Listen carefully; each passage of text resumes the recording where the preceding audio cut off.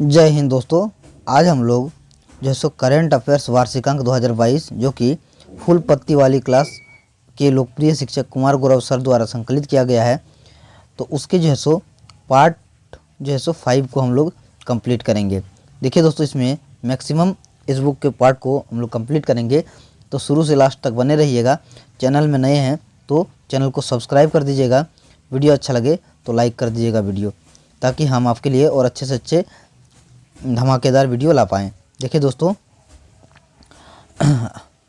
इसमें इस बुक में जनवरी 2022 से दिसंबर 2022 तक की सभी प्रमुख घटनाओं को दिया गया है। तो इसको जैसे शुरू से लास्ट तक देखिए इस बुक को, और सारे जो है सो करंट अफेयर्स को हम लोग लाइन बाय लाइन पढ़ेंगे। तो आइए शुरू करते हैं। देखिए, इसमें सारे चीज़ को कुमार गौरव सर के द्वारा जैसे इसको जैसे ये किया गया है।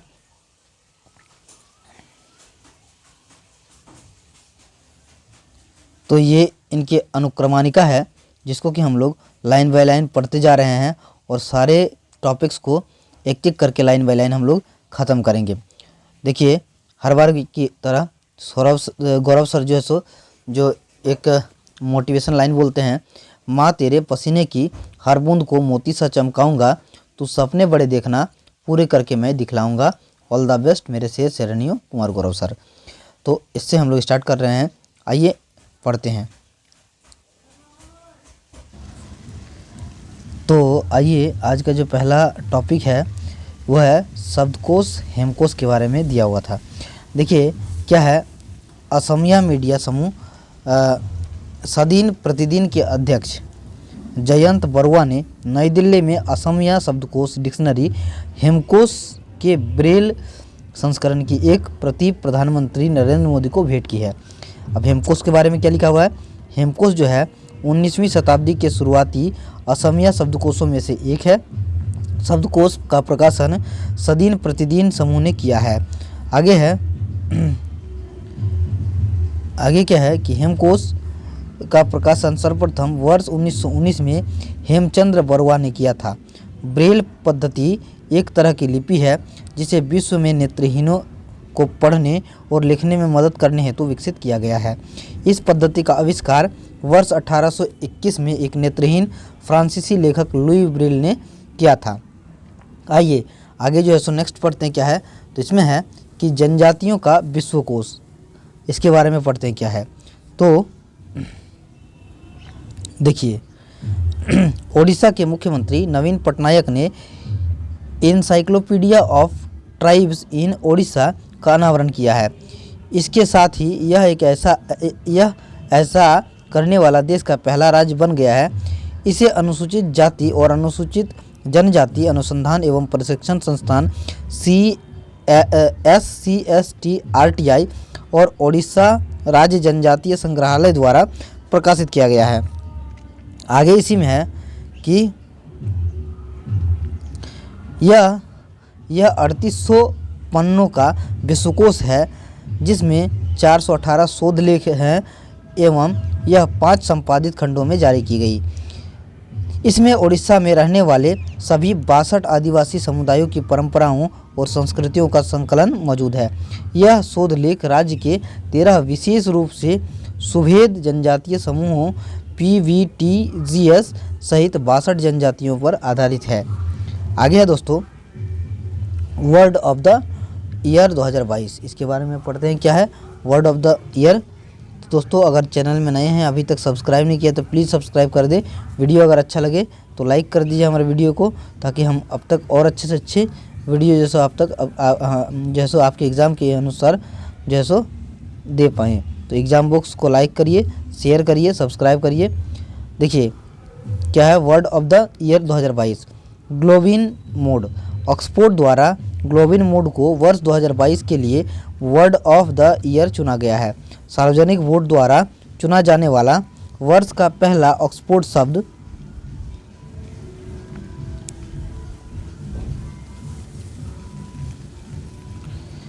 ग्लोबिन मोड यानी कि कठबोली शब्द है।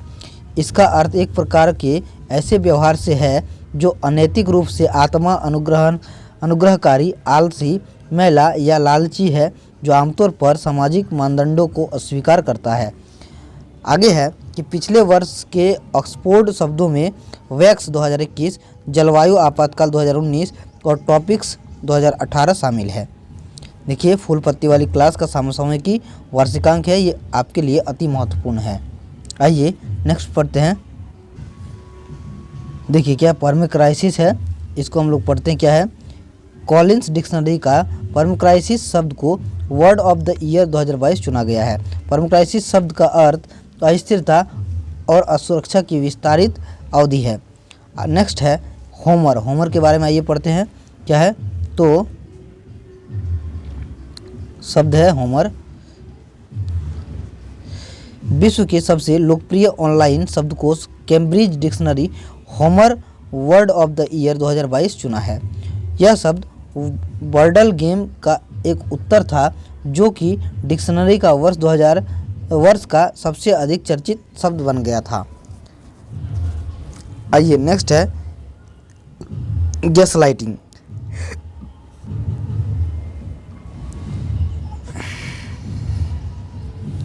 विश्व की जानी मानी पब्लिशर मरियम वेस्टर ने गैसलाइटिंग को वर्ष 2022 के लिए वर्ड ऑफ द ईयर घोषित किया है।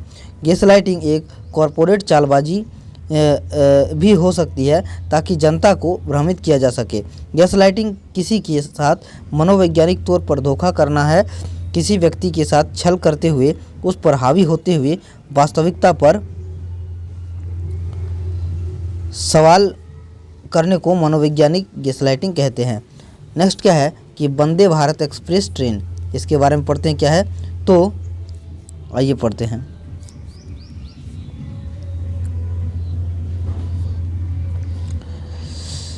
सितंबर 2022 को प्रधानमंत्री नरेंद्र मोदी ने गुजरात में गांधीनगर से मुंबई मध्य वंदे भारत एक्सप्रेस ट्रेन शुरू हुई है। यह भारत की तीसरी वंदे भारत एक्सप्रेस ट्रेन है तथा इसके जरिए अब 5 घंटे 25 मिनट में गांधीनगर से मुंबई तक पहुंचा जा सकता है। 13 अक्टूबर 2022 को हिमाचल प्रदेश के ऊना रेलवे स्टेशन से प्रधानमंत्री नरेंद्र मोदी ने भारत की चौथी वंदे भारत एक्सप्रेस ट्रेन को हरी झंडी दिखाई है। आगे है चौथी वंदे भारत एक्सप्रेस ट्रेन ऊना से नई दिल्ली के बीच संचालित है। नई ट्रेन की अधिकतम स्पीड 180 किलोमीटर प्रति घंटा है, जबकि पुरानी वंदे भारत ट्रेन की अधिकतम स्पीड 160 किलोमीटर प्रति घंटा है। पहली वंदे भारत एक्सप्रेस ट्रेन को 19 फरवरी 2019 को नई दिल्ली, कानपुर, इलाहाबाद, वाराणसी मार्ग पर रवाना किया गया था। भारत की पहली सेमी हाई स्पीड ट्रेन वर्तमान में 2 रूटों नई दिल्ली श्री वैष्णो देवी माता कटरा और नई दिल्ली वाराणसी पर चल रही है। Integrated coach factory ICF Chennai ने अगस्त 2023 तक 75 वंदे भारत ट्रेनों का निर्माण का लक्ष्य रखा है। आगे है नोट में लिखा हुआ है कि दक्षिण भारत की पहली वंदे भारत ट्रेन। देखिए प्रधानमंत्री नरेंद्र मोदी ने दक्षिण भारत की पहली वंदे भारत ट्रेन को हाल में हरी झंडी दिखाकर संचालित किया है। दक्षिण भारत की यह ट्रेन चेन्नई और मैसूर के बीच चलाई गई है। इससे पहले देश में 4 वंदे भारत ट्रेन की शुरुआत हो चुकी है। इस ट्रेन में कुल 16 कोच हैं, जिसमें 14 चेयर कार और 2 एग्जीक्यूटिव चेयर कार है। इस ट्रेन का निर्माण तमिलनाडु के चेन्नई स्थित ICF मैन्युफैक्चरिंग प्लांट में किया गया है। आगे क्या है देखिए पढ़ते हैं। नेक्स्ट है तो नेक्स्ट जो है वो है कि Neral marathon toy train. Maharashtra के नेरल और मैराथन के बीच चलने वाली टॉय ट्रेन छोटी ट्रेन एक बार फिर शुरू हो गई है। ठंड के मौसम में पर्यटन स्थल नेरल मैराथन के बीच चलने वाली नेरल मैराथन टॉय ट्रेन फिर से शुरू की गई है। इस ट्रेन के शुरू होने से स्थानीय लोगों को भी रोजगार मिलेगा। मैराथन एक प्रसिद्ध पर्यटन स्थल है जो यूनेस्को की सूची में शामिल है। सह्याद्री पर्वत श्रृंखला के बीच नेरल से मैराथन तक 21 किलोमीटर की दूरी यह ट्रेन लगभग 2 घंटे 20 मिनट में तय करती है। नेक्स्ट क्या है मातृ मृत्यु दर, इसके बारे में कब पढ़ते हैं। भारत के रजिस्ट्रार जनरल RGI द्वारा जारी एक रिपोर्ट के अनुसार मातृ मृत्यु दर वर्ष 2014-16 में 130 प्रति लाख से घटकर 2018 में जो सो 2018-20 में 97 प्रति लाख हो गई है। भारत में मातृ मृत्यु दर में 26% की गिरावट दर्ज की गई है। भारत के 8 राज्यों में मातृ मृत्यु दर 70 प्रति लाख से भी कम दर्ज हुई है। इनमें केरल 19, महाराष्ट्र 33, तेलंगाना 43, आंध्र प्रदेश 45, तमिलनाडु 54, झारखंड 56, गुजरात 57, कर्नाटक 69 शामिल है, यानी कि कर्नाटक 59 शामिल है। आगे है MMR की उच्चतम दर असम में 195 है। इसके बाद मध्य प्रदेश में 173 प्रति लाख और उत्तर प्रदेश में 167 है। MMR की न्यूनतम दर केरल में सबसे कम MMR 19 है। इसके बाद महाराष्ट्र 33 और तेलंगाना 43 है। संयुक्त राष्ट्र द्वारा निर्धारित सतत विकास लक्ष्यों में भी लक्ष्य 3.1 का उद्देश्य वैश्विक मातृ दर को वर्ष 2030 तक प्रति लाख जीवित जन्मों पर 70 से कम करना है और जिसे लेकर राष्ट्रीय स्वास्थ्य नीति NHP के तहत प्रयास किए जा रहे हैं। आइए इसी में नोट द्वारा लिखा हुआ है, नोट में लिखा हुआ है कि प्रति 1 लाख जीवित बच्चों के जन्म पर होने वाली माताओं की मृत्यु को मातृ मृत्यु दर कहते हैं। आइए नेक्स्ट पढ़ते हैं। क्या है कि नागपुर मुंबई सुपर परिवहन एक्सप्रेसवे परियोजना, इसके बारे में क्या लिखा हुआ है पढ़ते हैं। तो भारत और दक्षिण कोरिया ने दिल्ली में नागपुर मुंबई सुपर परिवहन एक्सप्रेसवे परियोजना की कुशल प्रणाली की स्थापना के लिए आर्थिक विकास सहयोग कोष यानी कि EDCF ऋण उपलब्ध कराने के समझौते पर हस्ताक्षर किए हैं। अक्टूबर 2016 में विकास सहयोग के लिए दक्षिण कोरिया को भारत का आधिकारिक विकास सहयोगी बनाया गया था। यह पहली परियोजना है जिसमें दक्षिण कोरिया सरकार EDCF ऋण उपलब्ध करा रही है। कोरिया और विकासशील देशों के बीच आर्थिक सहयोग को बढ़ावा देने के उद्देश्य से 1 जून 1987 को दक्षिण कोरिया सरकार द्वारा आर्थिक विकास सहयोग कोष यानी कि EDCF की स्थापना की गई थी। नेक्स्ट क्या है कि फेशियल रिकॉग्निशन, इसके बारे में पढ़ते हैं। क्या है तो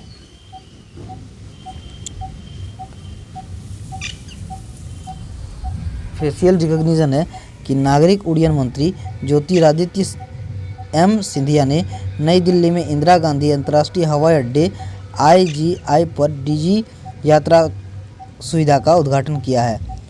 दोस्तों कुछ साउंड में अगर दिक्कत हो तो उसके लिए जो सो आप मैनेज करिएगा, क्योंकि बाहर में जो है सो सरस्वती पूजा चल रही है, उसका जो है सो उसी के लिए बाजा साउंड उंड चल रहा है। तो आइए आगे पढ़ते हैं। तो आगे क्या है, एक मिनट। ये सुविधा दिल्ली, बेंगलुरु और वाराणसी हवाई अड्डों पर शुरू कर दी गई है। इस सुविधा के अंतर्गत हवाई अड्डों पर यात्रियों की शिनाख्त चेहरे की पहचान तकनीक के आधार पर की जाएगी। भारत ने डिजी यात्रा सुविधा की शुरुआत करके हवाई अड्डों पर सरल और स्वास्थ्य जोखिम मुक्त प्रक्रिया का एक नया वैश्विक मानदंड स्थापित कर दिया है। फिलहाल यह सुविधा घरेलू उड़ानों के यात्रियों के लिए शुरू की गई है। अगले वर्ष मार्च तक हैदराबाद, कोलकाता, पुणे और विजयवाड़ा सहित अन्य देश के अन्य 7 हवाई अड्डों पर भी ये सुविधा शुरू हो जाएगी। नेक्स्ट क्या है, वासेनार व्यवस्था के बारे में आइए पढ़ते हैं। क्या है, भारत 1 जनवरी 2023 से वासेनार व्यवस्था की संपूर्ण वर्ष 2023 तक अध्यक्षता करेगा।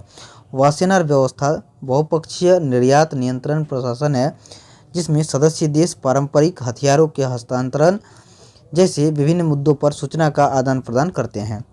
आगे है कि भारत को 7 दिसंबर 2017 के दिन वासेनार व्यवस्था के 42वें सदस्य के रूप में शामिल किया गया था। भारत के निर्यात नियंत्रण प्रशासन में प्रवेश से परमाणु अप्रसार क्षेत्र में हमारे देश की साख बढ़ेगी।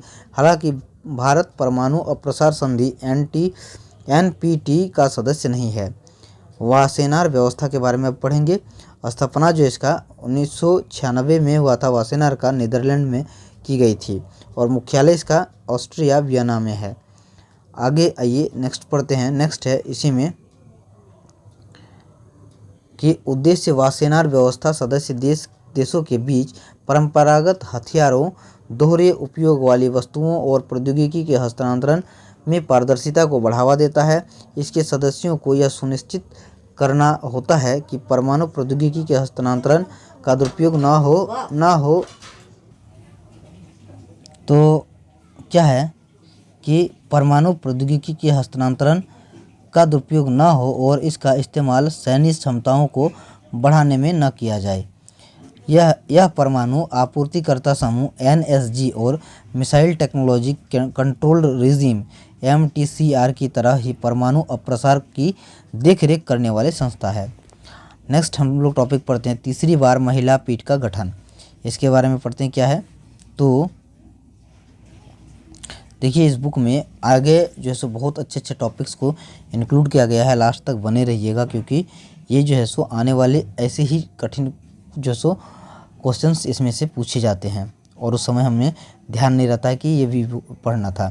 देखिए सर्वोच्च न्यायालय के मुख्य न्यायाधीश DY चंद्रचूड़ द्वारा वैवाहिक और जमानत के मामले से जुड़ी याचिकाओं पर 1 दिसंबर 2022 को सुनवाई के लिए न्यायमूर्ति हेमा कोहली व न्यायमूर्ति बेला M त्रिवेदी वाली महिला जजों की पीठ तीसरी बार गठित की गई है। पहली बार वर्ष 2013 में न्यायमूर्ति ज्ञान सुधा मिश्रा व न्यायमूर्ति रंजना प्रसाद देसाई की पीठ तथा दूसरी बार 2018 में न्यायमूर्ति R भानुमति व न्यायमूर्ति इंदिरा बनर्जी की महिला पीठ का गठन किया गया था।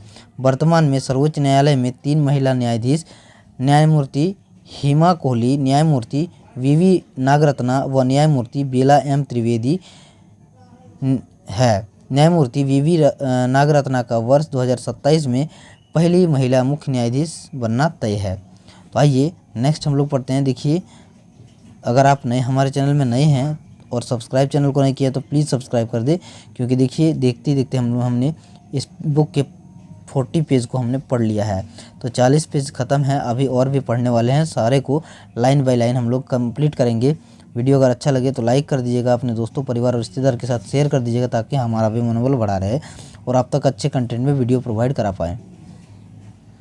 तो देखिए क्या है, अबू धाबी अंतरिक्ष बहस। देखिए केंद्रीय परमाणु ऊर्जा और अंतरिक्ष राज्य मंत्री डॉक्टर जितेंद्र सिंह ने 5 दिसंबर 2022 को संयुक्त अरब अमीरात UAE में आयोजित अबू धाबी अंतरिक्ष बहस में आधिकारिक भारतीय प्रतिनिधि मंडल का नेतृत्व किया है। डॉक्टर जितेंद्र सिंह ने UAE, बहरीन और इजराइल के उन्नत प्रौद्योगिकी मंत्री के साथ अंतरिक्ष कूटनीति और अंतर्राष्ट्रीय सहयोग को सक्षम करने में विदेश नीति की भूमिका पर मंत्री स्तरीय बैठकों में भाग लिया। आगे है कि भारतीय अंतरिक्ष अनुसंधान संगठन इसरो और UAE अंतरिक्ष एजेंसी UAESA ने वर्ष 2016 में शांतिपूर्ण उद्देश्यों के लिए बाहरी अंतरिक्ष की खोज की और उसके उपयोग के संबंध में एक समझौता ज्ञापन पर हस्ताक्षर किए हैं। फ्रांस की लोकप्रिय ब्रांड, अब इसके बारे में क्या है, करंट अफेयर्स से रिलेटेड आइए पढ़ते हैं क्या है। तो फ्रांस में दैनिक उपयोग में लाई जाने वाली लोकप्रिय बगेट ब्रेड से जुड़ा कुटीर ज्ञान, ग्वाटेमाला में पवित्र सप्ताह का आयोजन और चीन में पारंपरिक चाय के लिए की जाने वाली तैयारियां जैसी सांस्कृतिक प्रथाओं व अभिव्यक्तियों को संयुक्त राष्ट्र शैक्षणिक, वैज्ञानिक एवं सांस्कृतिक संगठन यूनेस्को ने अपनी विरासत सूची में मान्यता दे दी है। इस सूची में 19 धरोहरें शामिल की गई है जिसके जरिए सांस्कृतिक और तौर तरीकों व सामुदायिक ज्ञान की विविधता को मान्यता दिए जाने के साथ साथ उसे बढ़ावा भी दिया जाएगा। अब है लोंगेवाला संघर्ष, आइए इसके बारे में पढ़ते हैं। पाकिस्तान के साथ 1971 के युद्ध के दौरान लोंगेवाला संघर्ष में भारतीय सेना की विजय की 51वीं वर्षगांठ 5 दिसंबर 2022 को पराक्रम दिवस के रूप में मनाई गई। यह युद्ध राजस्थान की थार भूमि में लोंगेवाला सीमा चौकी पर लड़ा गया था। आगे है राजस्थान में जैसलमेर सैन्य केंद्र और लोंगेवाला युद्ध स्मारक भव्य कार्यक्रम आयोजित किए गए। वर्ष 1971 में भारत पाकिस्तान के बीच लोंगेवाला युद्ध और इसमें भारत की विजय इतिहास में स्वर्ण अक्षरों में अंकित है। बांग्लादेश मुक्ति संग्राम के जरिए ऑपरेशन चंगेज़ी के तहत पाकिस्तानी सेना ने राजस्थान की लोंगेवाला चौकी पर हमला कर भारत में दाखिल होने और रामगढ़ जैसलमेर होते हुए दिल्ली पहुंचने की साजिश रची थी। पाकिस्तान की इसी साजिश का नतीजा 1971 का भारत पाकिस्तान युद्ध था। आगे है मेजर कुलदीप सिंह चांदपुरी के नेतृत्व में लोंगेवाला पोस्ट पर पंजाब रेजिमेंट की 23वीं बटालियन की एक कंपनी को तैनात किया गया था। रणभूमि में पहुंचे कवलेरी टैंक और 17 राजपूताना राइफल्स की जाबाजी कार्रवाई ने पाक सेना की बची खुची ताकत भी समाप्त कर दी थी। नेक्स्ट क्या है 67वां महापरिनिर्वाण दिवस। इसके बारे में पढ़ते हैं क्या है तो भारत रत्न डॉक्टर भीमराव अंबेडकर का 6 दिसंबर 2022 को 67वां महापरिनिर्वाण दिवस मनाया गया। देखिए बाबा साहब का कहना था कि शिक्षा वह श्रेणी का दूध है जो उसे जितना पिएगा वो उतना दहाड़ेगा। तो शिक्षित बनिए और पढ़ते रहिए। आगे देखिए क्या है तो राष्ट्रपति द्रौपदी मुर्मू, उपराष्ट्रपति जगदीप धनखड़ और प्रधानमंत्री नरेंद्र मोदी ने नई दिल्ली में संसद भवन परिसर में बाबा साहेब को उनके महापरिनिर्वाण दिवस के अवसर पर श्रद्धांजलि अर्पित की। डॉक्टर अंबेडकर के लाखों अनुयायी उन्हें श्रद्धांजलि देने के लिए मुंबई के दादर व चैत्य भूमि में पर एकत्रित हुए। BR अम्बेडकर देखिए जन्म इनका 14 अप्रैल को 1891 में मध्य प्रदेश के महू में हुआ था। 14 अप्रैल 2022 को राष्ट्र द्वारा डॉक्टर BR अम्बेडकर की 131वीं जयंती मनाई गई थी। आगे है कि भारतीय संविधान के जनक माने जाने वाले डॉक्टर अंबेडकर भारत के पहले कानून मंत्री थे। वह संविधान निर्माण की प्रारूप समिति के अध्यक्ष थे। और पुस्तक की बात करें तो एनिहिलेशन ऑफ कास्ट इनका जो पुस्तक था। और पत्रिका की बात करें तो मुकनायक इनकी पत्रिका थी। भारत रत्न इन्हें 1990 में दिया गया। 6 दिसंबर 1956 को महापरिनिर्वाण दिवस को उसका निधन हो गया। आइए आगे हम लोग पढ़ते हैं। आगे है 9वीं विश्व आयुर्वेद कांग्रेस। इसके बारे में पढ़ते हैं क्या है तो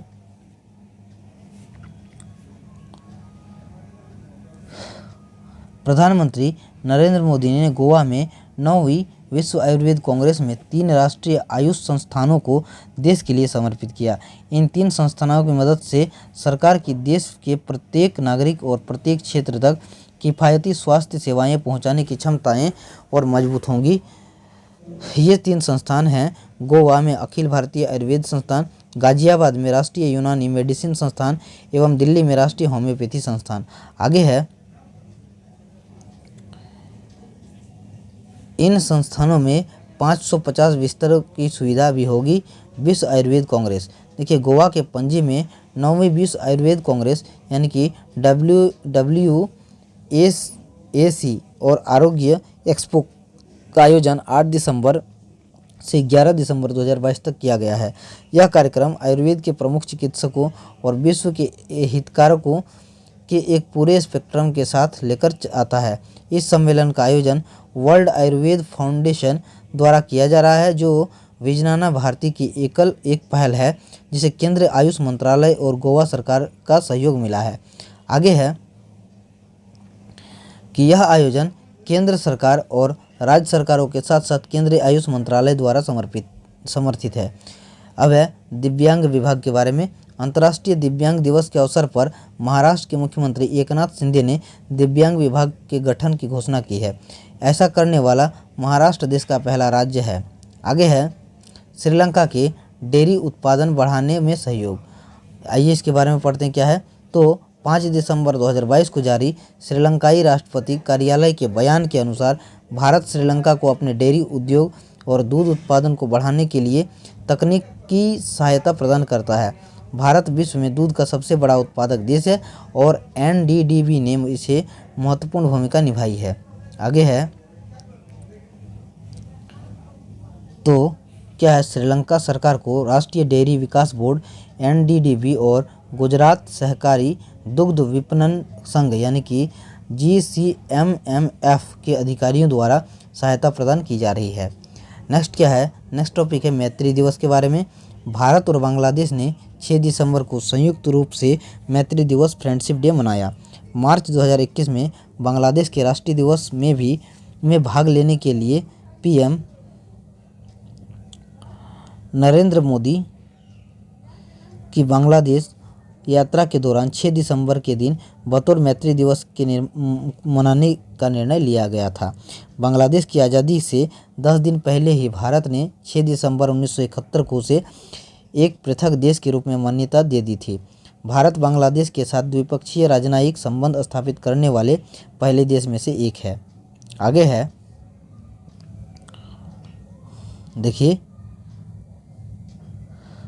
अबुआ बुगिन होदमो हमारा बेहतर स्वास्थ्य शिविर।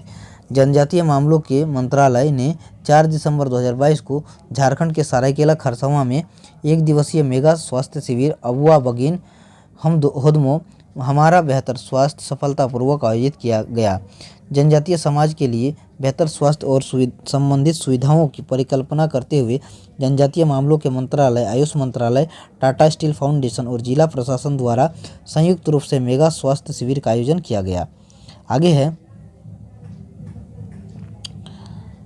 इस कार्यक्रम में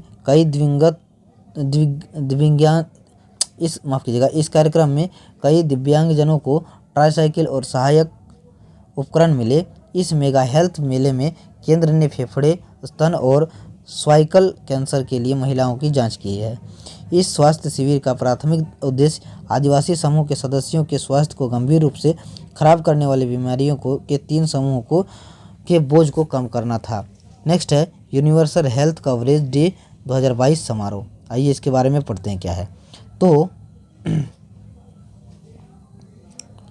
इसके बारे है, केंद्रीय स्वास्थ्य और परिवार कल्याण मंत्रालय द्वारा उत्तर प्रदेश के वाराणसी में 10 और 11 दिसंबर 2022 को यूनिवर्सल हेल्थ कवरेज डे यानी कि UHC 2022 सार्वभौमिक स्वास्थ्य कवच विषय 2 दिवसीय सम्मेलन का आयोजन किया गया। वहीं उत्तर प्रदेश की राज्यपाल Shrimati Anandiben Patel build the world we want a healthy future all विषय पर स्वास्थ्य मंत्रियों के 2 दिवसीय सम्मेलन का उद्घाटन किया गया है। आगे है, कार्यक्रम का आयोजन international cooperation and convention centre Rudraksh hall में किया गया है। उत्तरी भारत के लिए पहला क्षेत्रीय समुदाय स्वास्थ्य अधिकारियों CHO का सम्मेलन भी इस दौरान आयोजित किया गया है।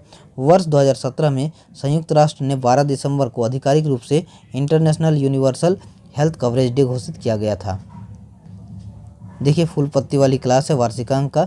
अगर आप हमारे चैनल में नए हैं, अभी तक सब्सक्राइब नहीं किया तो प्लीज़ सब्सक्राइब कर दें। वीडियो अगर अच्छा लगे तो लाइक कर दीजिएगा और चैनल को हमें मोटिवेट करिए ताकि आपका आने वाला वीडियो और धमाकेदार और अच्छे कंटेंट में आपको प्रोवाइड करा पाएँ। देखिए आगे है, तो नेक्स्ट क्या है, national internet exchange of India. National internet exchange of India यानी कि निक्सी द्वारा चेन्नई और विशाखापत्तनम के बीच 1 Gbps कनेक्टिविटी के साथ सीफी डेटा सेंटर के लिए विशाखापत्तनम में नए एक्सचेंजों की स्थापना की जाएगी। निक्सी द्वारा देश में अब तक 42 इंटरनेट एक्सचेंज स्थापित किए गए हैं। इंटरनेट एक्सचेंज मुख्य रूप से इंटरनेट सेवा प्रदाताओं, सामग्री प्रदाताओं और अन्य नेटवर्कों की पीयरिंग सेवाएं प्रदान करते हैं। आगे है, national internet exchange of India NIXI. इसकी स्थापना 2003 में की गई थी। इसका उद्देश्य इंटरनेट की बुनियादी अवसंरचना द्वारा भारत के नागरिकों तक इंटरनेट की पहुंच स्थापित करते हुए इंटरनेट एक्सचेंज के माध्यम से इंटरनेट सेवा प्रदाताओं, डेटा केंद्रों और सामग्री वितरण नेटवर्क के बीच इंटरनेट डेटा का आदान प्रदान करना है। नेक्स्ट क्या है, मोपा अंतर्राष्ट्रीय हवाई अड्डे का उद्घाटन। आइए इसके बारे में पढ़ते हैं क्या है। तो प्रधानमंत्री नरेंद्र मोदी ने गोवा में मोपा अंतर्राष्ट्रीय हवाई अड्डे का उद्घाटन किया है। यह डाबोलिम के बाद राज्य का दूसरा हवाई अड्डा है, जहां पहले चरण में हवाई अड्डे की सालाना क्षमता 44 लाख यात्रियों की होगी और परियोजना पूरी होने पर इसकी कुल क्षमता बढ़कर सालाना 1 करोड़ यात्री हो जाएगी। डाबोलिम हवाई अड्डे की क्षमता 85 लाख यात्री है, लेकिन वहां कार्गो माल परिवहन की सुविधा नहीं है, जबकि नए हवाई अड्डों मोपा पर कार्गो की भी सुविधाएं उपलब्ध होगी। अब है national institute for one health. आइए इसके बारे में पढ़ते हैं क्या है। तो प्रधानमंत्री नरेंद्र मोदी ने 11 दिसंबर 2022 को नागपुर में national institute for one health आधारशिला रखी है। उन्होंने हीमोग्लोबिनोपैथी के अनुसंधान, प्रबंधन और नियंत्रण केंद्र का भी उद्घाटन किया। चिकित्सा उत्कृष्टता के ये नए संस्थान स्वास्थ्य अनुसंधान को बढ़ाने में देश के प्रयासों में और तेजी लाएगी। मनुष्यों और पशुओं, घरेलू और जंगली के बीच बढ़ते परस्पर संपर्क और जलवायु परिवर्तन से प्रभावित होने के कारण मानव स्वास्थ्य को अब अलग अलग नहीं देखा जा सकता है। लोगों को होने वाले सभी संक्रमणों में से आधे से अधिक जानवरों द्वारा फैल सकते हैं। इस संदर्भ में नागपुर स्थित national institute for health Bharat के लिए एक बुनियादी ढांचागत उपलब्धि है। यह समर्पित संस्थान जैव सुरक्षा स्तर BSL-4 प्रयोगशाला में सुसज्जित होगा। प्रधानमंत्री नरेंद्र मोदी ने नागपुर में बाला साहेब ठाकरे महाराष्ट्र के पहले चरण का उद्घाटन किया है, जो 520 किलोमीटर की दूरी तय कर नागपुर को शिरडी से जोड़ता है। प्रधानमंत्री नरेंद्र मोदी ने एम्स नागपुर को राष्ट्र को समर्पित किया। खाद्य और कृषि संगठन, संयुक्त राष्ट्र पर्यावरण के विश्व स्वास्थ्य संगठन और विश्व पशु स्वास्थ्य संगठन द्वारा एक नई चतुष्पक्षीय दर के हेल्थ संयुक्त कार्य योजना 2022 से 26 के लिए शुरू की गई है। तो देख सकते हैं हमने लाइन बाय लाइन सारे को एक एक करके क्लियर किया है। आशा करेंगे कि आपको हमारा ये सेशन जो है सो अच्छा लगा होगा। हमें लाइक करिए और वीडियो जो है सो और ज़्यादा बना सकते थे, लेकिन लंबा हो जाए और ज़्यादा सारे अच्छे तरीके से बनाते, बट क्या है कि बाहर पूजा चल रही है, इसलिए जो सो डिस्टर्बेंस होने के चलते वीडियो शॉर्ट ही बनेगी अभी। अब नेक्स्ट जो वीडियो होगी वो ज़्यादा से ज़्यादा लंबा बनाने की कोशिश करेंगे, क्योंकि बहुत जल्द हम लोग इस बुक को कंप्लीट करेंगे। तो लाइक करें वीडियो को और वीडियो में अगर आप देख के अच्छा लग रहा है वीडियो तो अपने दोस्तों, परिवार और रिश्तेदार के साथ शेयर करिए, ताकि हमारा भी पहुंच बना रहे। और चैनल में नए हैं तो सब्सक्राइब करिए चैनल को, ताकि आप अगला वीडियो मिस ना करें। Thank you. जय हिंद, जय भारत।